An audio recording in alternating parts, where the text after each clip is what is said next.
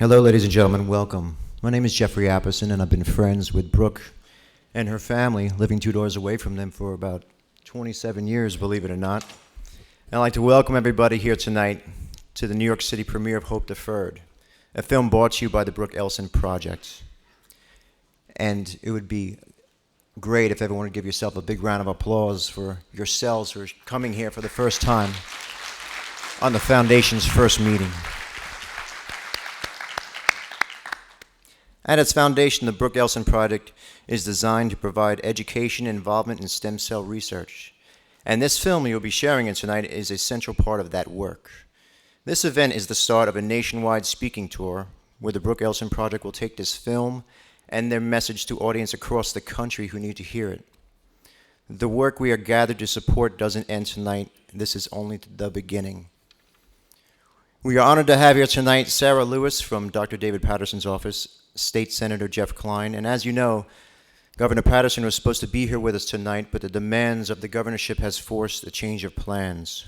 We are, though, very honored to have with us in the governor's stead New York State Commissioner of Health, Dr. Richard Daines, and New York State Senator Liz Krueger, who we'll be hearing from later on in the program. Governor Patterson also has a recorded video message that he made for us tonight. So jumping right into our program, ladies and gentlemen, we begin tonight with a young man who has, over the course of the past 3 months, become an important part of the Brooke Ellison Project, focusing his attention on generating interest and involvement in our nation's young people, those who will encounter the benefits that stem cell research holds most profoundly. We welcome to the stage Adam Kaufman to share his perspective.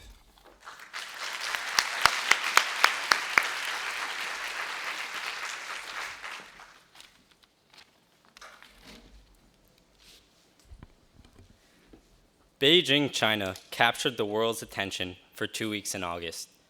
Competitors from distant corners of the planet were judged not only by their performance, but more importantly, by the challenge of the degree of difficulty that they chose. Good evening, ladies and gentlemen. Tonight we are here to honor someone who did not get to choose, but who was able to overcome the ultimate challenge. Brooke Ellison has been a quadriplegic since she was 11 years old. At an age that most adolescents worry about their complexion, she has had to struggle to take a breath.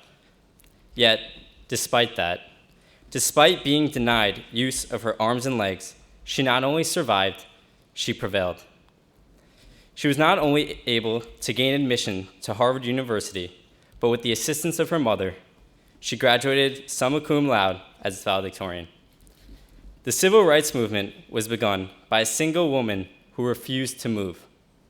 Brooke Ellison, like Rosa Parks, may be sitting, but she is standing up for a cause that will similarly change the course of history. The Talmudic quote, which inspired Oskar Schindler, states that he who saves a life saves the world entire. The Brooke Ellison Project for Stem Cell Research will save lives simply and ultimately can lead to a whole new world, a world where the infirmity of trauma can be reversed, a world where the paralysis of disease can be overcome, a world where, in the words of Eleanor Roosevelt, we can light candles rather than resign ourselves to curse the darkness. I am a 17-year-old high school kid who is blessed with the opportunity of a lifetime to work with Brooke. In the most critical of ways, I discovered more in my 4 months working with her than I learned in 4 years of high school. Her omnipresent smile in the face of never-ending adversity has illuminated more for me than my lecture of textbook. I will forget many of the lessons I have been taught in school. I will remember and treasure my moments with Brooke for the rest of my life. I don't know today if I will be fortunate enough to have my own children or grandchildren. I do know that if that happens, I will tell them about the most remarkable human being that I've ever met. She is not only my inspiration, she is my role model. I invite my generation to join her and me in making our world a better place. We are the generation for regeneration. We are the future. We can change the future. Let us all stand together with Brooke Ellison Project to make her dream a reality. In the words of Theodore Herzl, if you will it, it is no dream. Thank you.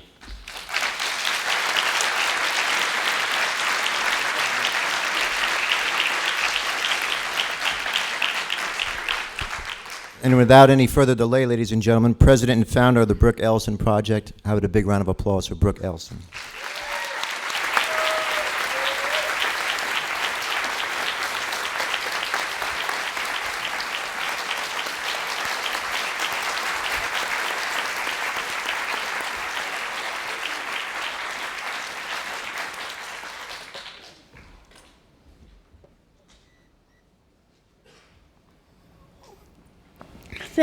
Thank you all so much.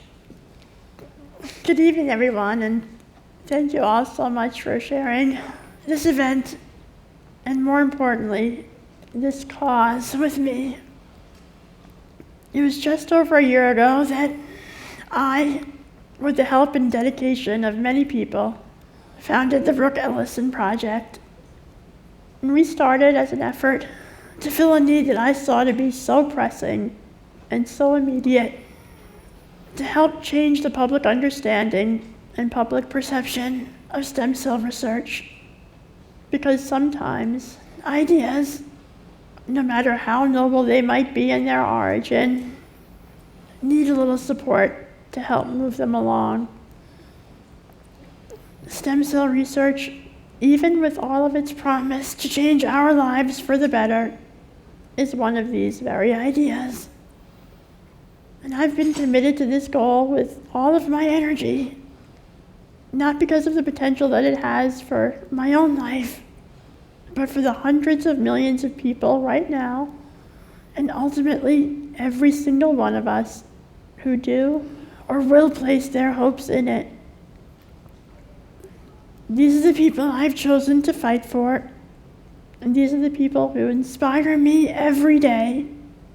And over the course of this past year, I've been driven by a greater sense of purpose than I possibly ever have. Right now, in laboratories around the world, stem cell researchers are working hard and making strides to solve some of the biggest mysteries that we face. These men and women, against any amount of criticism and sometimes even threat, are working toward a future that's predicated on hope. They're working to find cures to conditions that have, without warning, already affected far too many lives and know no boundaries of age or color or geography.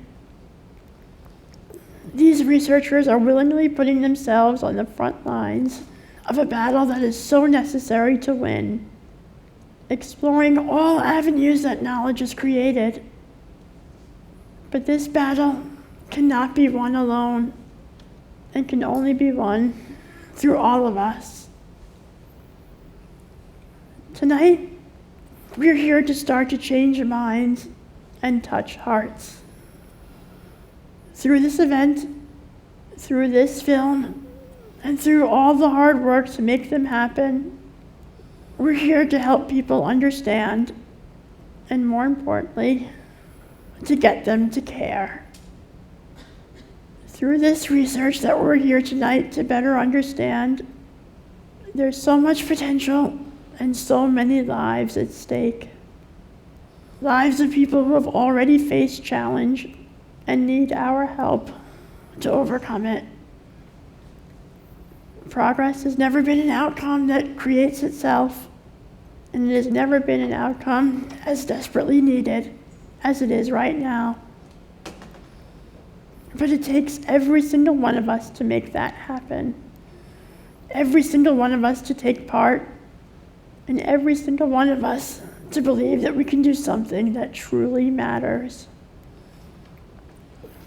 Our message of hope, our message of unprecedented potential, and our message of what can be achieved when we care enough to believe and to act can only be magnified through all of you, through all of your voices, and through your continued commitment. In what you'll experience tonight, there'll be a common theme, a common message, and that's one of hope and perseverance. There's a common message of being undaunted by challenge, focusing not on what limits us, but instead in what's within our common ability to achieve.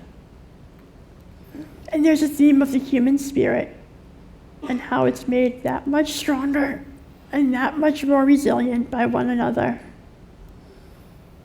If you leave here tonight with nothing else, I hope you leave here with that message. Because in order for miracles to happen, great people must help to make them happen. Thank you very much.